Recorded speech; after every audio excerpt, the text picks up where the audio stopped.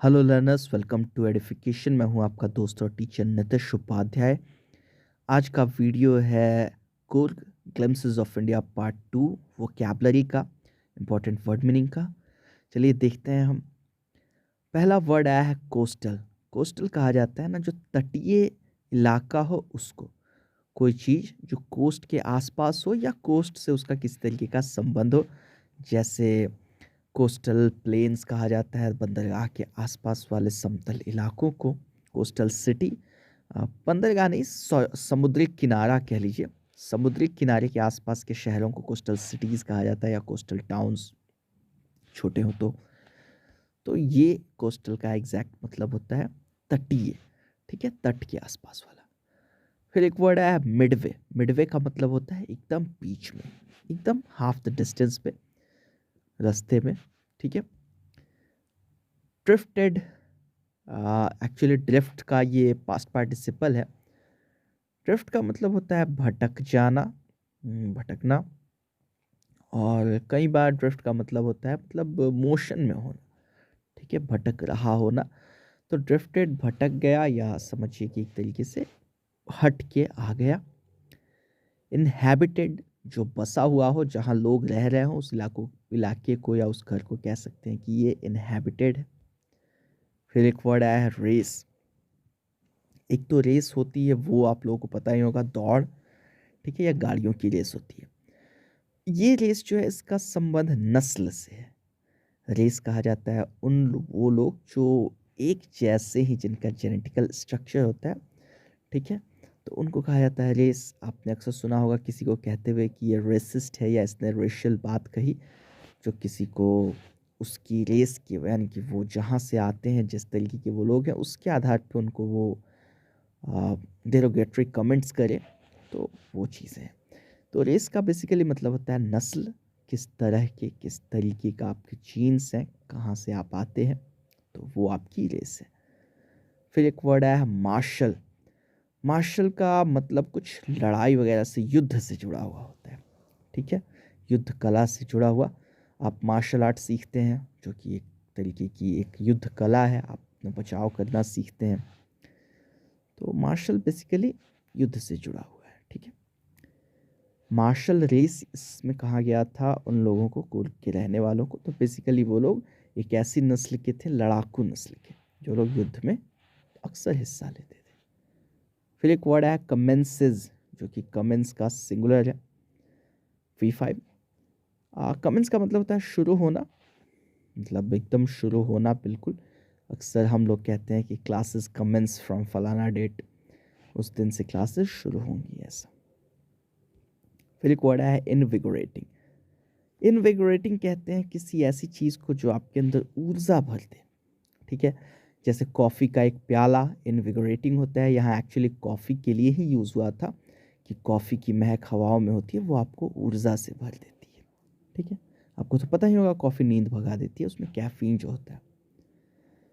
फिर एक वर्ड है स्टेट्स, जो कि स्टेट का प्लूरल है। स्टेट कहा जाता है जायदाद, हिंदी में शुद्ध, और ज़मीन के बड़े हिस्से को कहा जाता है।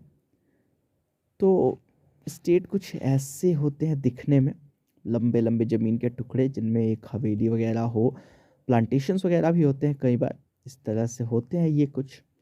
ठीक है, आपकी पूरी जायदाद को भी वैसे आप स्टेट कह सकते हैं। फिर कैनपीज वर्ड आया है, जो कि कैनपी का प्लूरल है। कैनपी कहा जाता है ना एयरक्राफ्ट के आगे वाला जो ट्रांसपेरेंट हिस्सा होता है, उसको। इसके अलावा पैराशूट का वो हिस्सा जो छाते की तरह होता है, जो खुलता है, जिसमें हवा भरती है और आपको बचाती है गिरने से। इसके अलावा कैनपी कहते हैं जो छत वगैरह के टाइप की एक प्लास्टिक की या कपड़े की चीज़ दुकानों के आगे डली होती है, कई बार मकान की खिड़कियों के ऊपर भी डली होती है, जो आमतौर पे उसको बचाती है। कुछ ऐसी होती है कैनपी दुकानों वगैरह के आगे, देखा होगा आप लोगों ने। हमारे यहाँ भी यूज़ होता है ये थोड़ा, लेकिन हमारे यहाँ मेकशिफ्ट होता है, बांस की खपचियों का बना के होता है। और पैराशूट में कुछ ऐसा होता है, ये जो ऊपर वाला हिस्सा है ना, ये होता है कैनोपी। ठीक है। फिर एक वर्ड है प्राइम। प्राइम कहा जाता है बिल्कुल, मतलब जो सबसे मतलब बढ़िया वाला हो, उसको कहा जाता है। टीवी पे प्राइम टाइम कहा जाता है उस टाइम को जिसमें सबसे ज़्यादा लोग देखते हैं। प्राइम ऑर्डर की कोई चीज़ होती है तो सबसे ऊपर होती है, सबसे सुपीरियर दर्जे की होती है। इस चैप्टर में प्राइम लोकेशन आया था, तो मतलब ऐसे लोकेशंस जो काफ़ी हॉट हों, जिनको काफ़ी ज़्यादा लोग चाहते हों, वैसा। फियर्सली जो कि फियर्स से आया, फियर्स कहा जाता है खतरनाक, बिल्कुल भयानक, खतरनाक। और फियर्सली बिल्कुल खतरनाक तरीके से, भयानक तरीके से, आक्रामक तरीके से। फियर्स मतलब आक्रामक, आक्रामक भी होता है। फिर एक वर्ड आया है डिसेंट। आपको याद होगा अभी कुछ देर पहले एक वर्ड आया था रेस, नस्ल।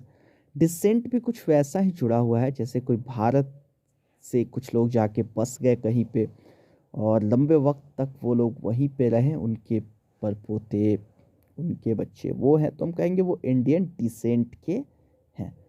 जैसे कमला हैरिस अभी जो बनी है वाइस प्रेसिडेंट यूएसए की, तो वो इंडियन डिसेंट की हैं। ठीक है, वैसे डिसेंट का मतलब नीचे की तरफ उतरना भी होता है।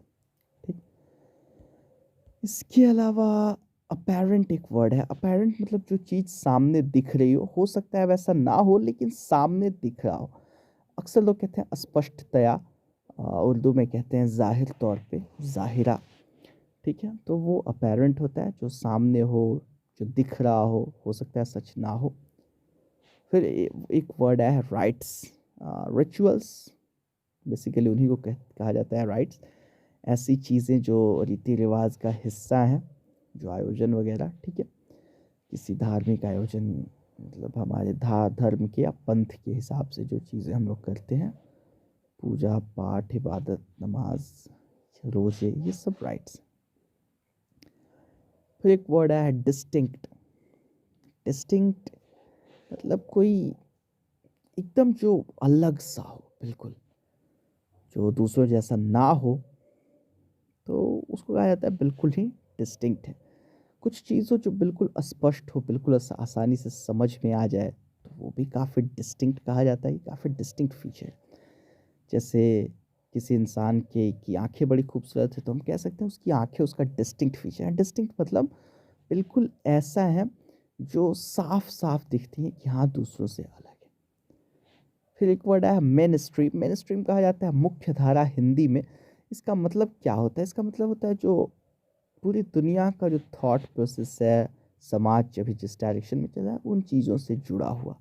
कई लोग अलग थलग हो जाते हैं, उनको सुविधाएं नहीं मिल पाती हैं, सरकारी सुविधाएं, उनको एजुकेशन नहीं मिल पाता है, तो उनको मेन स्ट्रीम में लाया जाता है, यानी कि उनको ये चीज़ें मुहैया कराई जाती हैं। ठीक है, फिर एक वर्ड है एम्ब्रॉयडर्ड, जो कि एम्ब्रॉयडरी आपने पढ़ा होगा उससे आया है।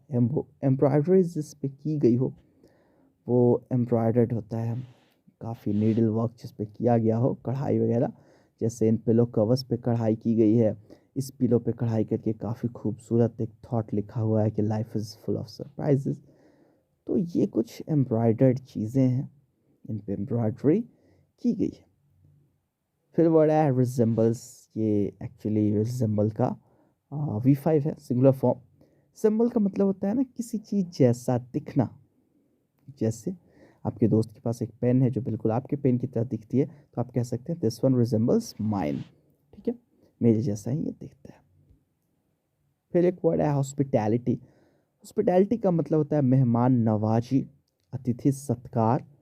ठीक है, आपके यहाँ कोई आए और आप उसकी जो आव भगत करते हैं वो आपकी हॉस्पिटैलिटी, आप हॉस्पिटैलिटी दिखाते हैं।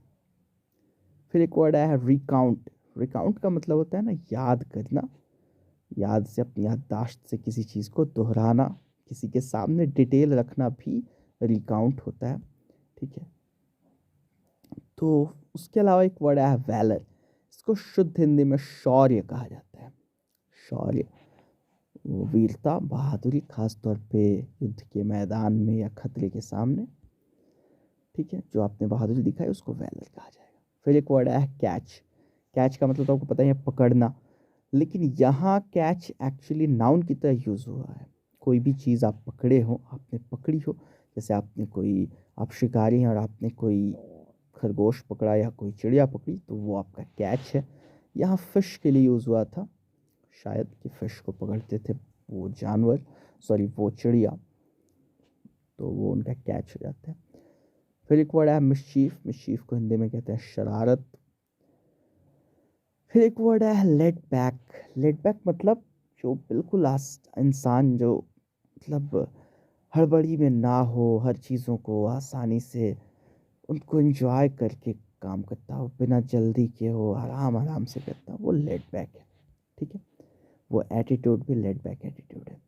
फिर एक वर्ड आया है एडवेंचर, रोमांच कहा जाता है। आप कुछ ऐसी चीज़ें करते हैं जिनसे आपके रोंगटे खड़े हो जाए, आपको मज़ा आए, तो वो एडवेंचर है। ठीक है, फिर एक वर्ड आया है कैनोइंग, जो कि कैनो से आया है।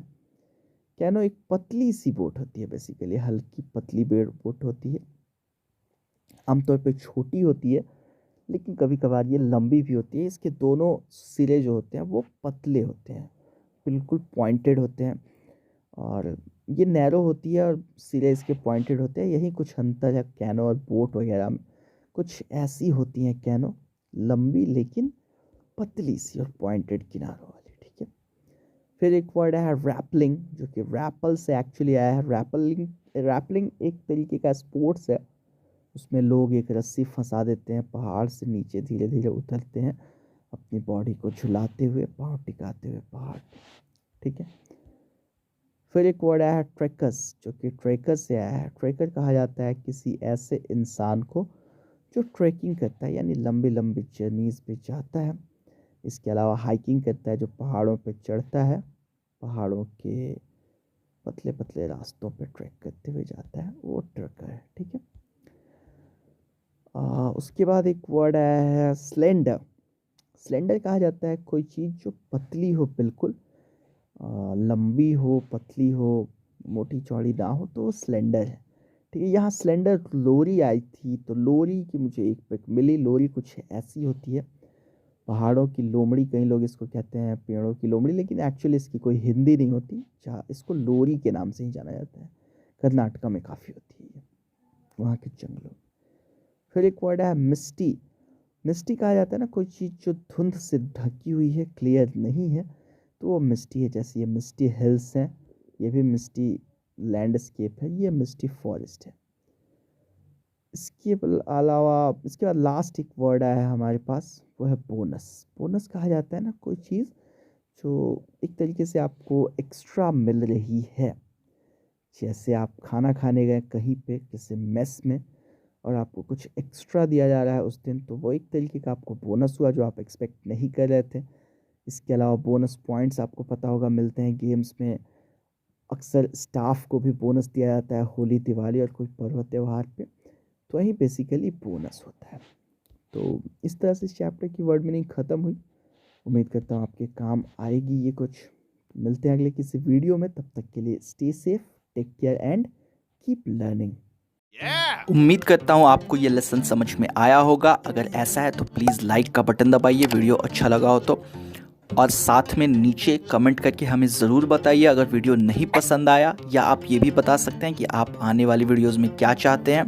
शेयर ज़रूर कीजिए अपने दोस्तों के साथ अगर पसंद आया हो, और सब्सक्राइब ज़रूर कीजिए हमारे चैनल को।